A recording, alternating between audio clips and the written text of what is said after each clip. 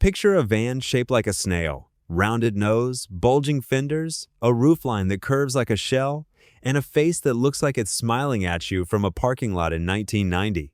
It wasn't a concept car. It wasn't a joke built for a car show.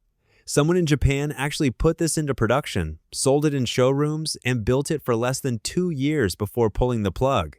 That's coming at number 1, and it might be the strangest production vehicle Japan ever legally sold to the public. This is 8 forgotten Japanese cars that either vanished from memory, flopped commercially, or got killed off by a rulebook, a merger, or a market that just moved on. Some of these you've genuinely never heard of. Others you might recognize the shape of, without ever knowing the name. Every one of them tells you something about how strange and how good Japan's domestic car market got in the 80s and 90s, before most of it got exported anywhere. Number 8. The Toyota Sera. Built from 1990 to 1996 by the most conservative, most risk-averse car company on the planet, and somehow it shipped with doors that swing almost straight up, made almost entirely of glass. Not tinted metal panels with a glass insert, actual curved glass canopies hinged at the roof, so when they're open, the whole greenhouse of the car lifts with them. Toyota built this on a tiny economy car platform, the same bones as the Tercel, wrapped in a body that looked like nothing else in the lineup. You'll still see Sera doors referenced by tuners today, because nothing else looked quite like it, and nobody at Toyota has tried it again since.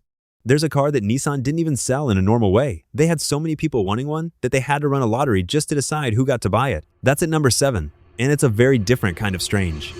Number 7. The Nissan Pao. Built for 1 year, 1989, this came out of Nissan's Pike factory line, a small internal group that got permission to build retro-styled oddities on top of normal Nissan mechanicals, almost like fashion accessories with engines.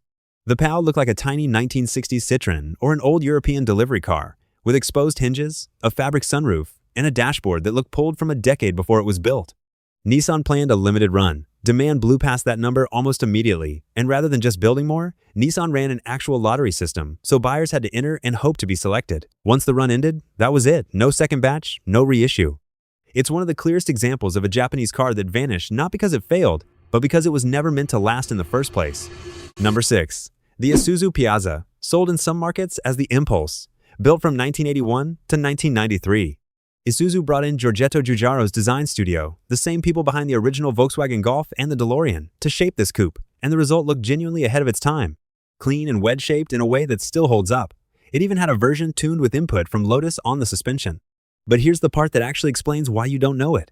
Not long after this car ran its course, Isuzu walked away from building passenger cars in most of the world entirely, and eventually stopped building them at all outside of trucks and commercial vehicles.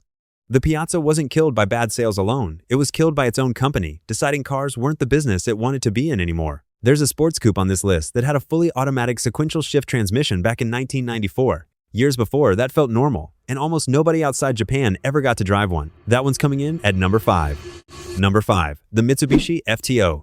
Built from 1994 to 2000, this was a genuine front-drive sports coupe with a high-revving V6 in the top trim and an available automated manual gearbox with paddle-style shifting, sold to regular Japanese buyers as an everyday option, not a race car party trick. It never got an official push into markets like the US, largely staying a Japan-only product while Mitsubishi's attention and money went toward the Lancer Evolution and other cars with bigger export ambitions. As Mitsubishi's lineup narrowed over the years that followed, cars like the FTO that never had strong export sales were the easiest ones to let quietly in production and not replace. Number 4. The Suzuki Cappuccino, built from 1991 to 1997. This is a K-Class roadster, meaning it had to fit inside Japan's strict small car rules on engine size and dimensions.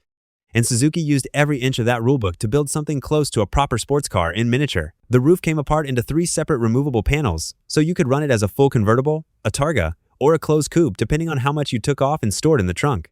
The weight distribution was close to perfectly even front to rear, which is rare even in cars 10 times its size. K-Class rules got revised partway through the 90s, tightening dimensions and changing what counted. And cars built to the old rules like the Cappuccino simply aged out of relevance rather than being redesigned to fit the new box. Coming up at number 2, there's a vehicle with exactly 1 seat and 3 wheels that Daihatsu brought back decades after they'd already given up on the idea once. Number 3. The Honda Beat, built from 1991 to 1996. This is a mid-engine K roadster, meaning the tiny engine sits behind the driver instead of up front, a layout usually reserved for cars costing many times more. It's also, by most accounts, the last car that Soichiro Honda personally signed off on before he died in 1991, which gives it a kind of quiet historical weight beyond just being a fun, small convertible. Production ran for 5 years and then simply stopped as Honda shifted its K-car strategy elsewhere and no direct successor ever replaced it in the lineup. Number 2. The Daihatsu Midget II, built from 1996 to 2001. Daihatsu had already built a 3-wheeled midget truck back in the 1950s and 60s, a genuinely useful, cheap workhorse for small businesses. Decades later, they brought the idea back almost as a retro novelty, 1 seat, 3 wheels, a tiny cargo bed, styled to look charming rather than purely functional. It found a small audience of buyers who wanted something that looked like nothing else on the road. But a 1-seat 3-wheeler was always going to be a niche product, and once that novelty audience was satisfied, Daihatsu let it end without a direct replacement. And that brings us to number 1, the car from the cold open, the Nissan S-Cargo, built from 1989 to 1991, another Pike factory car, and the strangest looking one of the whole bunch. The name is a pun, S-Cargo, said out loud. Sounds like escargot, French for snail, and the body was deliberately shaped to look like one, with a rounded, bulging profile and a huge, curved windshield that wraps up into the roofline for almost panoramic visibility. Underneath the shape, it's a small commercial van, simple and slow, built mainly to be a delivery vehicle for small Japanese businesses that wanted something distinctive parked outside their shop. Nissan built it for a little under 2 years and then stopped. And because Pike factory cars were always meant to be limited by design, there was never a plan to keep it going longer. It's rare enough now that spotting one outside Japan is close to a genuine event among car enthusiasts. So that's 8 cars that either got laughed off as gimmicks, quietly walked back by their own manufacturers, outruled by a changing rulebook, or built to disappear from the very beginning. Which one of these would you actually want to daily drive, the snail-shaped van or the car with the glass bubble doors? Put your pick in the comments. And if you want to see the famous cars that share a theme with a few of these, the companion shorts on this channel cover them this week. Go check those out next.